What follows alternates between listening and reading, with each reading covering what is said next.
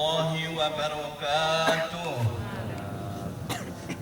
وعسر المسلمين وزمرة للمؤمنين رحمكم الله. إن يومكم يوم عظيم عظم الله وعرف قدره وسرفه. أنصتوا واسمعوا وأطيعوا. أنصتوا واسمعوا وأطيعوا. أنصتوا واسمعوا وأطيعوا رحمكم الله. اللهم قو الإسلام والمسلمين والمسلمات والمؤمنين والمؤمنات وعيدهم وسيدهم. اللهم اختم لنا بالخير ويا خير الناصرين. والحمد لله رب العالمين. الله أكبر. الله أكبر. الله أكبر. الله أكبر. الله أكبر. الله أكبر. الله أكبر. الله أكبر. الله أكبر.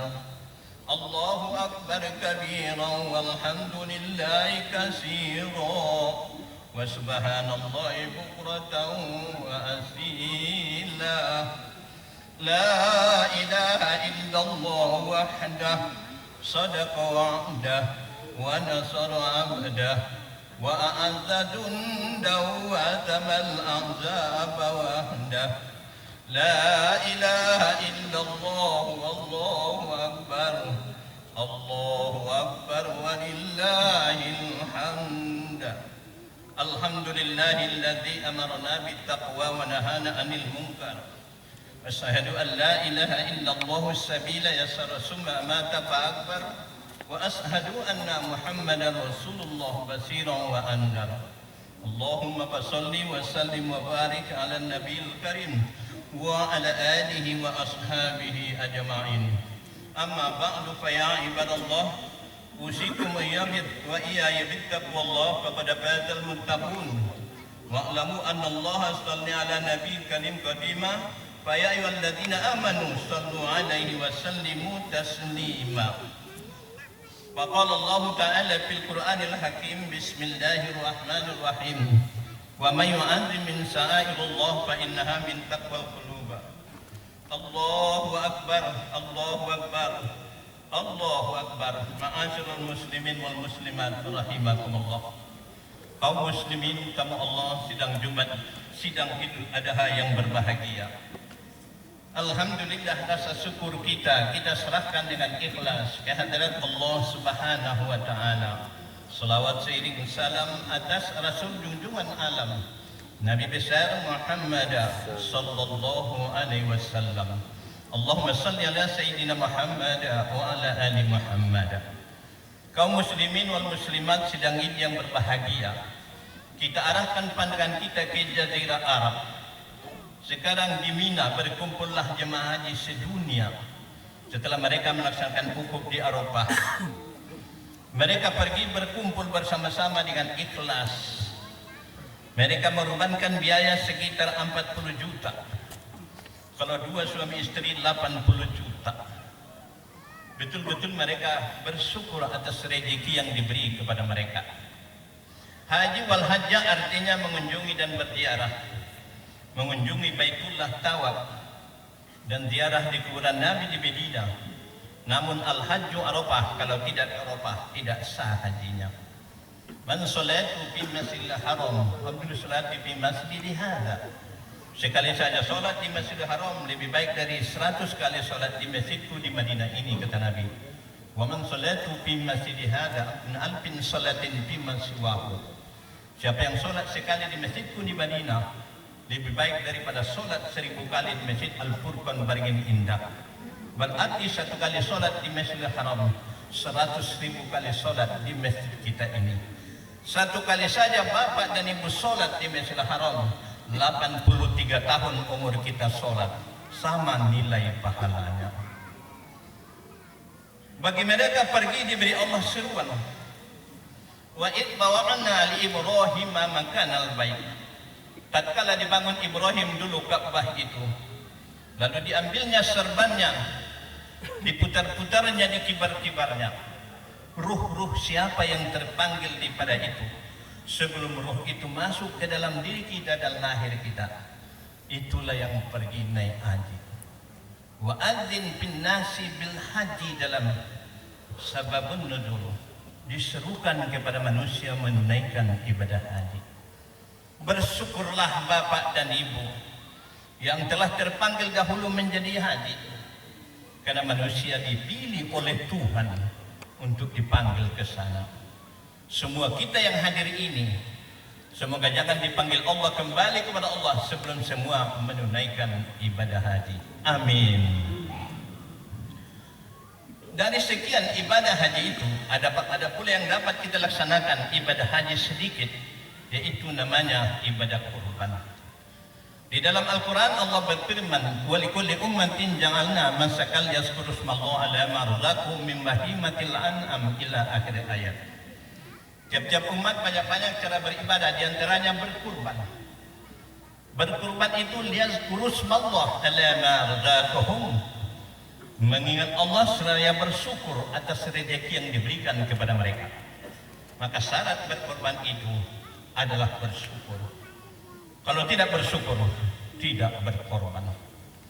Padahal hukum kurban itu seumur hidup bagi orang yang mampu. Qala Rasulullah SAW an Abi Lubabah, qala Rasulullah, ya ayuhan nas, inna ala kulli ahli baitin fi kulli amin udhiyah. Hai manusia, sungguhnya tiap-tiap rumah kamu itu ahli baitin fi kulli amin, pada tiap-tiap tahun udhiyah, disunatkan berkorban. Korban itu ada dua. Pertama korban kubro, yang kedua korban sukro. Aslinya korban adalah seekor unta, seekor sapi dan seekor sapi kerbau untuk satu orang. Oleh hadisnya boleh 7 orang, maka terjadilah korban sukro. Andai kata kita punya anak 2, kita suami istri 2, 4 orang, tidak usah tambah-tambah, berikan korban kepada panitia, kita sudah termasuk korban kubro, tidak usah ditambah.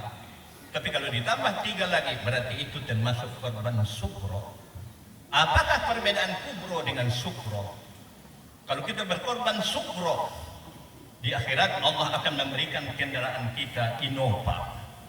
Tapi kalau kita berkendaraan sukro ataupun korban sukro, nanti di akhirat kendaraan kita adalah Honda. Kalau besar kambingnya Honda Air King, tapi kalau kecil Honda bebek yang sering macet-macet. Hukumnya kurban itu wajib bagi orang kaya, sunat muakkad bagi orang miskin. Andai kata ada kita punya uang 5 juta, kita bayarkan 1,5 juta, itu sunat muakkad. Tapi ada uang kita 10 juta bahkan lebih, karena anak kita sekolah, keperluan ini, keperluan itu, lalu hidup ini di tangan kita, bukan di tangan Allah. Baginya wajib. Nabi mengatakan, man kana lahu sa'a wa lam yudhha fala yaqrabanna musallana. Siapa yang ada baginya keadaan, tidak dia berkorban, percuma dia datang sholat hari raya Idul Adha hari ini. Jangankan sholat, fala yaqrabanna, jangan dia hampiri tempat sholat ini. Oleh karena itu masih ada lagi waktu berkorban 3 hari atau 4 dengan ini, karena masa berkorban itu 10, 11, 12, 13, 4 hari. Kum ila ulatika pasyan, bangkit dan bangunlah kamu dari riwayat Fatimah ke tempat berkorbanmu, fashidiha, saksikanlah. Allahu Akbar, Allahu Akbar, Allahu Akbar, la ilaha illallah, wallahu akbar, walillahil hamda. Bismillahirrahmanirrahim alaika kurban sianu bin sianu sianu bin sianu sampai 7 orang. Fa inna bi awwali kitrati damiha, semburan irisan daripada sembelihan korban. Jangan korban dipotong, itu menggergaji, tapi disembelih. Fa inna bi awwali kitrati damiha, semburan darah pertama itu yang pertama salah babi zambika, tersembur pula lah dosa dari si punya korban. Illa kana damuha wa farsuha wa sawha, darahnya, dagingnya, juga bulunya, seluruhnya bizani yaumil qiyamah, akan diberikan timbangan pahala pada hari akhirat nanti. Sejarah kurban. Pertama kurban itu adalah dari Nabi Adam. Waktu lahir si Qabil dan Iklima, lahir pula si Habil dengan Labuda. Disusun oleh Allah nomor 1 dengan nomor 3, nomor 2 dengan nomor 4. Lalu ditolak oleh si Qabil. Inilah aslinya keturunan Yahudi Israel terkutuk. Itu adalah si Qabil. Karena itu dia tidak mau, karena dia ingin dia Iklima yang bersama lahirnya. Dia melawan Allah. Lalu dibunuhnya si Habil untuk merebut Iklima. Inilah kurban yang pertama. Kurban yang kedua pada Ibrahim alaihissalam. Tatkala Ibrahim beristrikan Siti Sarah 200 tahun, tak ada anak. Mengusullah Siti Sarah, ya Ibrahim, pembantu kita yang bernama Siti Hajar itu akan saya nikahkan dengan engkau supaya ada keturunan kita. Tidak, kata Ibrahim. Tapi pada minggu kedua diusulkan lagi oleh Siti Sarah, saya sudah berunding dengan Siti Hajar, dia rela untuk istrimu yang kedua supaya ada anak kita. Jadi juga, kata Ibrahim. Maka menikahlah, mengandunglah Siti Hajar. Cemburulah Siti Sarah, terjadilah perkelahian, terpaksa dibuang Siti Hajar ke Bakkah. Bakkah itu adalah darabatun ladimun, ba ditukar dengan mim, Makkah. Bakkah itu baki, menangiskan. Seorang yang berangkat haji pergi ke sana, tidak menangis di sini, tidak menangis di sana, sampai kembali tidak menangis. Induk angkang setan. Karena Makkah itu artinya menangiskan. Sudah di 7 kota yang menangiskan, lalu kita tidak menangis. Maka katanya, di sanalah diantar Siti Hajar. Masuk ketiga malam, kembalilah Ibrahim ke Palestina. Ditinggalkan dia sendirian di belantara Bakkah tadi. Setelah sampai di Palestina, Allah menakdirkan mengandung pula lah Siti Sarah. Itulah nama anaknya Nabi Ishaq alaihissalam. Karena anak yang dicari itu selama ini beratus-ratus tahun, dia lupa dengan Ismail dan Siti Hajar. Falamma balagha ma'sayya, tatkala umur Ismail 8 tahun, maka datang perintah Allah menyuruh Ibrahim menjenguk Siti Hajar. Sewaktu Siti Hajar melahirkan, yang kalau sekarang tempatnya pintu Ka'bah, maka Ibrahim Zam-Zam, di tengah-tengah itu tumbuh sepohon korma. Tatkala dia melahirkan, lalu dia haus, lapar, kata dia. Jibril berkata, pukulkan kepalamu ke sandaranmu. Dipukulkannya, berjatuhanlah korma itu. Kalau kita memakan kurma 3 buah tidak ada apa-apa, tapi kalau sudah banyak dia haus. Oleh karena itu berangkatlah Siti Hajar ke Bukit Safa, yang sebenarnya menurut manasik haji salah. Kita bukan lari walaupun sa'i itu lari, yang lari adalah jiwa kita. Pusatnya belum terpotong, terurai-urai berlari-lari, mana bisa. Tapi jiwa itu berlari-lari. Ikmal li dunyaka ka'annaka ta'isu abada, wa ikmal li akhiratika ka'annaka mutu godan. Berusaha sekuat tenaga, mana tahu hidup lama, juga betul-betul beribadah banyak-banyak, mana tahu mati besok pagi. Setelah dia sampai 7 kali disapa kembali, Ismail pun diam. Mati anak saya. Dia kejar kembali ke bawah. Kalau belum lagi berhenti Ismail, antara 20 kali dia berputar-putar, tentu kita sa'i akan 20 kali. Maka setelah ia dekati, ditengoknya sudut sayap Jibril dan tumit Ismail, terbesutlah air Zam-Zam. 3 orang itu 3 orang. Kalau bapak dan ibu yang pernah ke tanah suci namanya Jabal Ka'bah, itu di atas adalah tempat potongan dari Yaman menuju Madinah. Maka seorang kafilah berkata, ada korma yang dipenuhi oleh burung, berarti ada telaga. Diutus, turunlah satu orang ke bawah, jumpalah Ismail dengan Siti Hajar. Mulailah orang bermukim satu rumah. Kembalinya Ibrahim dari Palestina, sudah 7 buah rumah bermukim di telaga itu. Sebanyak itu pula Zam-Zam itu terbesut, bukan digali dan sumur, tapi terbesut. Sekarang Zam-Zam itu 60 ton di Mekah, 50 ton di Madinah, 40 ton di Jeddah, 150 ton setiap hari terbesut. Maka tatkala sampai 3 malam berturut-turut, itu aja mimpi Ibrahim. Ya Ibrahim, kata Allah, ya Allah, sayang engkau dengan anakmu, sayang ya Allah. Mana lebih sayang kau dengan aku, kata Allah. Ini awalul muslimin, aku lebih sayang denganmu.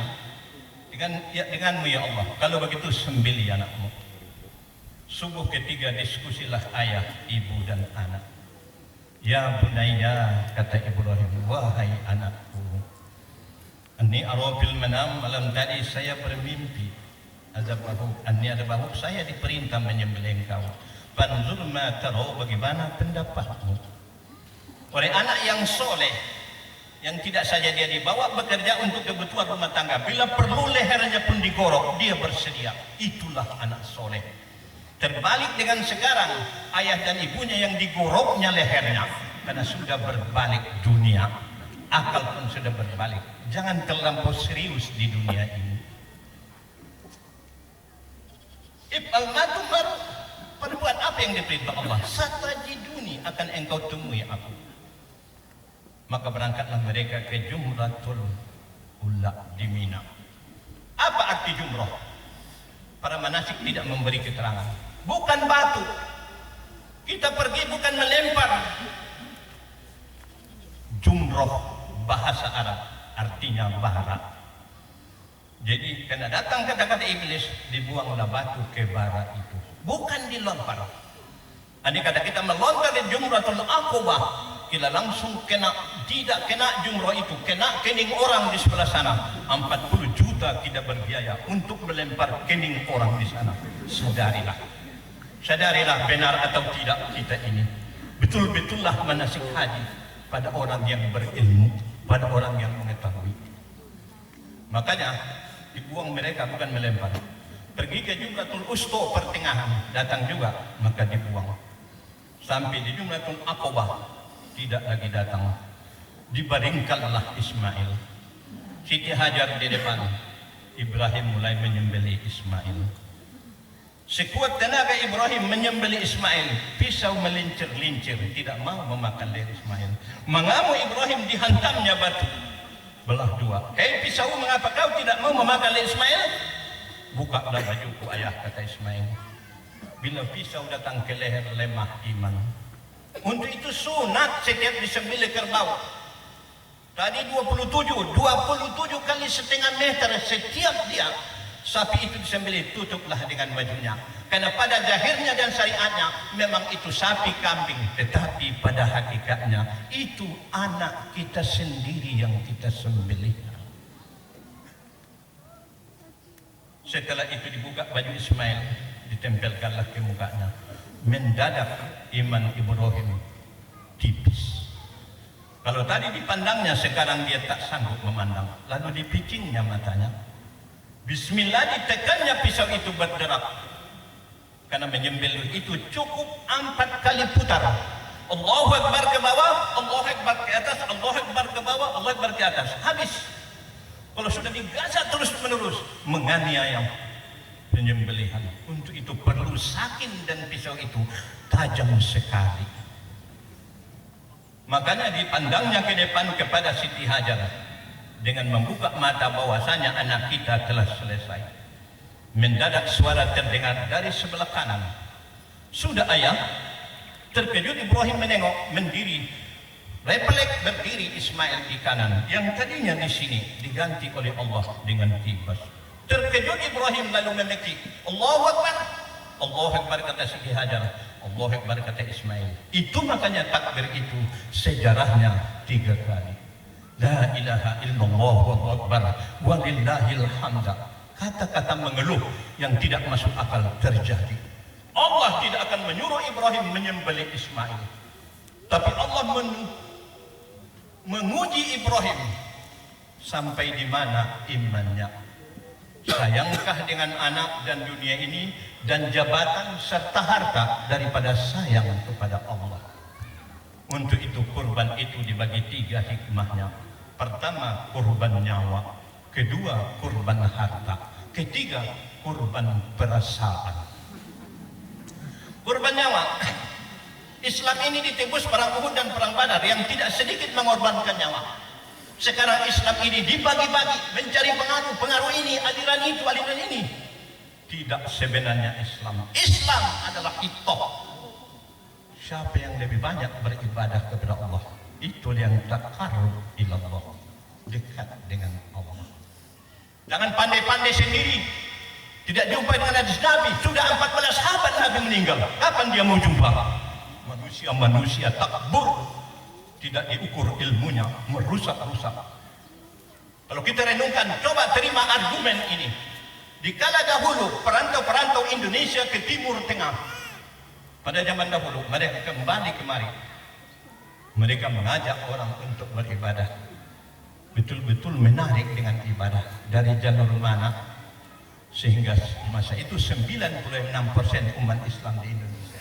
Perantau-perantau sekarang ke Timur Tengah dari Indonesia mendapat titel LC sampai di sini memecah belah persatuan Islam, sehingga terjadilah 10 golongan sekarang untuk Riau. Di mana sebenarnya yang betul? Penghancur Islam. Sadarilah diri Anda. Sadarilah agama ini betul-betul mendekatkan diri kepada Allah. Jangan betul-betul dijadikan pertengkaran. Tapi siapa yang paling banyak ibadah dan paling sabar, itulah yang betul-betul dekat dengan Allah. Kedua, korban harta. Harta ini betul-betul statusnya silap. Hanya status harta itu alat hidup. 2 kilometer besar rumah kita, tingginya 7 tingkat. Statusnya hanya sebuah danau-danau di tengah ladang. Hanya alat tempat tinggal.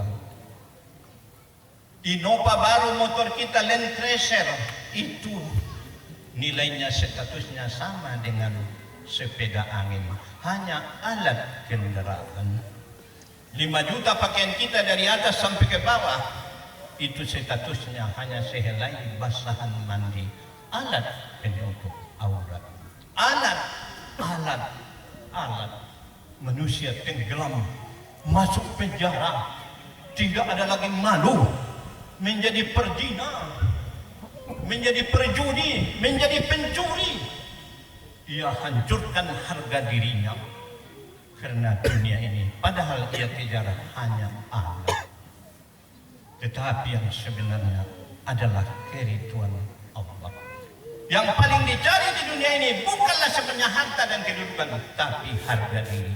Kita berharga di hadapan orang dan berharga di hadapan Allah. Yang ketiga, korban perasaan. Perasaan itu dibagi 5. Pertama, andai kata suami ingin bahagia dengan istri, berkorbanlah, mengalahlah. Bila istri ingin bahagia dalam keluarga, berkorbanlah, mengalahlah. Kalau suami istri sudah saling mengalah, pasti keluarganya akan sakinah. Yang kedua, kalau ingin bahagia memiliki anak, jadi apapun anak itu adalah nasibnya. Namun bagi kita utang untuk membina anak, karena ia akan tanggung jawab di akhirat. Warrajulu fi baiti ra'in wa huwa mas'ulun 'an ra'iyatihi. Seorang ayah dalam sebuah keluarga dituntut nanti. Tidak sedikit orang tua masuk neraka karena memang salah mendidik anak. Tanggung jawab amanah. Untuk itu perlu berkorban. Korbankan waktu kita untuk mendidik anak. Bila perlu tinggalkan pekerjaan kita itu, sebahagian kita pikirkan untuk membela anak supaya dapat keluarga sakinah, anak, istri dan suami menyatu. Itu dari pengorbanan, bukan hanya korban disembelih, dibagi-bagi dagingnya, itu satu kali makan sudah selesai. Tetapi hikmah korban ini akan kita bawa dalam kehidupan kita sehari-hari, semakin berbahagia. Yang ketiga, kalau ingin kita bahagia dengan masyarakat, berkorbanlah, beradalah di pihak mengalah. Walaupun kita kaya dan pintar di hadapan Allah, inna akramakum indallahi atqakum. Tidak ada dipilih siapa-siapa. Duduklah ukuk di Arafah, jenderal betul pun, tukang sabit rumput pun sama di hadapan Allah. Itulah hukum akhirat. Yang keempat, dalam bekerja ikhlaslah. Karena apa yang kita kerjakan itu untuk anak dan keluarga, ibadah. Seorang ibu sibuk di dapur merawat suami dan anak untuk semuanya keperluan. Berkorbanlah, itu ibadah. Terbuka pintu surga. Hikmah daripada penyembelihan korban.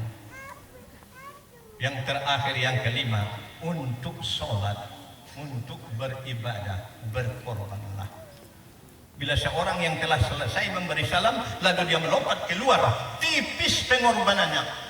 Padahal dia bukan berhadapan dengan presiden, dengan camat, dia berhadapan dengan Allah. Tidak pergi dua malaikat dari kanan kirinya. Berzikirlah, memohonlah kepada Allah. Maka hikmah korban itu yang kita ambil, sehingga kita berhasil menyembelih korban setiap tahun, menjadikan sebuah negeri bila diri nafsu mutmainnah, bila anak-anak soleh dan soleha, bila keluarga-keluarga sakinah, bila lingkungan masyarakat baldun thayyibah, selamat dunia akhirat. Amin ya rabbal alamin. Barakallahu li wa lakum fil Qur'anil azim wa nafa'akum bil ayati wa dzikril hakim. Aqulu qawli hadza wa astaghfirullah li wa lakum wa li walidayna wa jamil muslimin fastaghfiruhu innahu huwal ghafurur rahim. اللهم صل وسلم وزد وعدم وعنعم وتفضل وبارك بجلالك وكمالك على زين عبادك أسرف عبادك أسعد العرب والعجم وإمام طيبة والحرم سيدنا ومولانا محمد وسلم رضي الله تبارك وتعالى عن كل صحابته أجمعين.